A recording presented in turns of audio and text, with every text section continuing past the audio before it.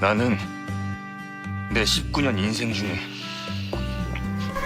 เรื่อง When Life Give You Tangerine របស់ Netflix ដែលមានអាយុនិងផាកបូកុំជាតួឯកពិតជាទទួលបានការគាំទ្រខ្លាំងភ្លុកទឹកភ្លុកដីពីសំណាក់ទស្សនិកជនក្រៅពីសាច់រឿងគួរឲ្យចាប់អារម្មណ៍រឿងនេះពោពេញទៅដោយតារាដែលមានប្រជាប្រិយភាពនិងទេពកោសល្យមហាសាលចំពោះសាច់រឿងយ៉ាងណាលោកអ្នកអាចទស្សនាបានលើ Netflix ប៉ុន្តែសម្រាប់វីដេអូនេះយើងនឹងនាំអ្នកទៅដឹងបន្ថែមពីតួអង្គសំខាន់ៗនៅក្នុងរឿង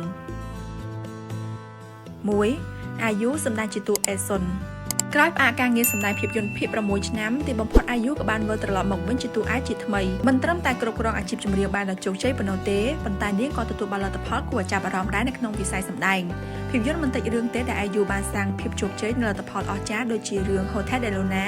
និង Moon Lover ជាដើមវិលមកវិញនៅក្នុងឆ្នាំនេះអាយុក៏កាន់តែធ្វើឲ្យមានការចាប់អារម្មណ៍ជាថ្មីសម្រាប់ស្នាដៃថ្មីការខិតខំប្រឹងប្រែងនៅក្នុងស្នាដៃថ្មីនេះនាងបានធ្វើឲ្យគ្រប់គ្នាសើចផងយំផងពេលចាប់ដៃគូជាមួយនឹងផាកបូកុំ 2. ផាកបូកុំសម្ដែងជាតួខ្វាក់ស៊ីកតារាប្រុសរូបនេះបានក្លាយជាបរិយានៅក្នុងក្តីស្រមៃរបស់មនុស្សជាច្រើន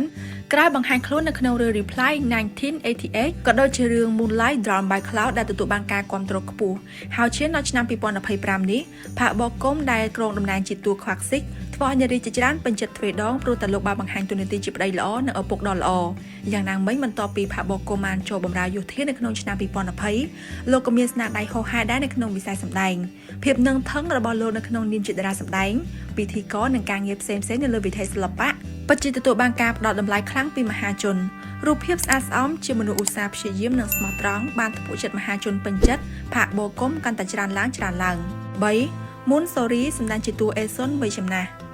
Moon Sorry ដែលបានដើរតួជាអេសុននៅក្នុងវ័យកណ្ដាលនៅក្នុងរឿងថ្មីរបស់ Netflix មួយនេះគឺត្រូវបានគេស្គាល់ថាជាអ្នកត្រួសត្រាយវិស័យភាពយន្តដោយសារតែនាងហ៊ានប្រឈមមុខទៅនឹងតំណែងតួអង្គគ្រប់ប្រភេទមិនថាតួធំឬតូចតាចគឺនាងពេញចិត្តទទួលហើយខំប្រឹងសម្ដែងបានយ៉ាងល្អបំផុត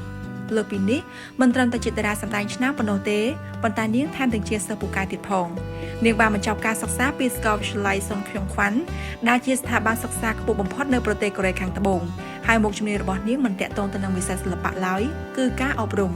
4. ផាកហេជុនសម្ដែងជាតួខ្វាក់ស៊ីកវ័យចំណាស់តារាប្រុសរូបនេះធ្លាប់បានជាប់ឈ្មោះជាប្រុសបោកចិត្តលក្ខណៈថ្នាក់ជាតិកាលពីឆ្នាំ2020ពេលដែលលោកសម្ដែងជាតួស្វាមីដែលបោកចិត្តប្រពន្ធនៅក្នុងរឿង The World of Marriedប៉ុន្តែនៅក្រៅរឿងវិញពលគឺជីវិតពិតលោកបានរៀបការជាមួយនឹងភរិយាដ៏ល្អម្នាក់រយៈពេល15ឆ្នាំហើយទំនាក់ទំនងរបស់ពួកគេនៅតែល្អដដែលដល់ពេលនេះ 5. យំយេរ៉ាន់សម្ដែងជាតួម្ដាយរបស់អេសុនតារាស្រីនេះគឺជាតារាម្នាក់ដែលបង្ហាញមុខច្រើនគួរសមដែរនៅក្នុងរឿងភាគកូរ៉េរយៈពេលប្រហែលឆ្នាំចុងក្រោយនេះបន្ទាប់ពីទទួលបានប្រជាប្រិយភាពជាមួយនឹងរឿងភាគកូរ៉េល្បីៗជាច្រើនអ្នកស្រីក៏កាន់តែត្រូវប៉ាន់ទៀតពេលដែលដើរតួជាម្ដាយរបស់ IU នៅក្នុងរឿង When Life Give You Tangerine នេះ 6. អូចុងសេសម្ដែងជាតួឪពុកចុងរបស់អេសុនជឿថាប្រិយមិត្តប្រកាសជាបានស្គាល់អូចុងសេច្បាស់ស្រាប់ហើយប្រសិនបើអ្នកគឺជាអ្នកស្នេហាវិស័យ K-drama តារាប្រុសដែលត្រូវបានគេទទួលស្គាល់ថាមានជំនាញសម្ដែងដ៏អស្ចារ្យរូបនេះបានបង្ហាញស្នាដៃជាច្រើនរាប់មិនអស់ជាពិសេសវត្តមាននៅក្នុងរឿង It's Okay to Not Be Okay Uncle Queen of Tears Mr. Plankton និងរឿង When the Star Gossip ជាដើមសម្រាប់រឿងថ្មីនេះដែរអូចុងសេដើរតួជាឪពុកចុងរបស់អេសុនដែលជាបរិសុទ្ធទុនជ្រីម្នាក់ដែលដេកតែនៅផ្ទះមួយថ្ងៃមិនធ្វើអ្វីសោះពលគឺជាមនុស្សដែលឥតបានការ